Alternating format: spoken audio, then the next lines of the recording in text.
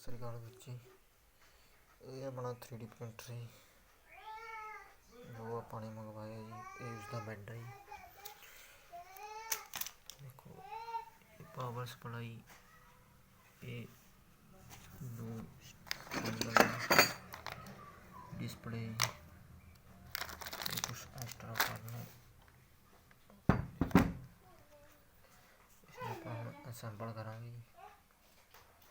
ਇਹ ਵੀ ਦੋ ਪਾਰਟ ਨੇ ਜੀ। ਬਾਕੀ ਦੇ ਨਟ ਸਾਰਿਆਂ ਦੇ ਨੰਬਰ ਲਿਖਿਆ ਹੋਇਆ ਜੀ। ਆਪਾਂ ਮੋਟਰ ਜੀ, ਇਸਨੂੰ ਆਪਾਂ ਅਸੈਂਬਲ ਕਰਾਂਗੇ ਜੀ।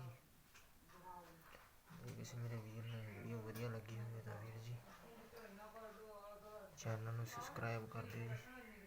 ਅਤੇ ਆਉਣ ਵਾਲੀ ਵੀਡੀਓ ਦੇ ਵਿੱਚ ਆਪਾਂ ਜੋ ਵੀ ਆਪਾਂ ਇਸ ਨਾਲ 3D ਪ੍ਰਿੰਟਰ ਕਰਾਂਗੇ ਉਸ ਦੀ ਵੀਡੀਓ ਲੈ ਕੇ ਆਵਾਂਗੇ।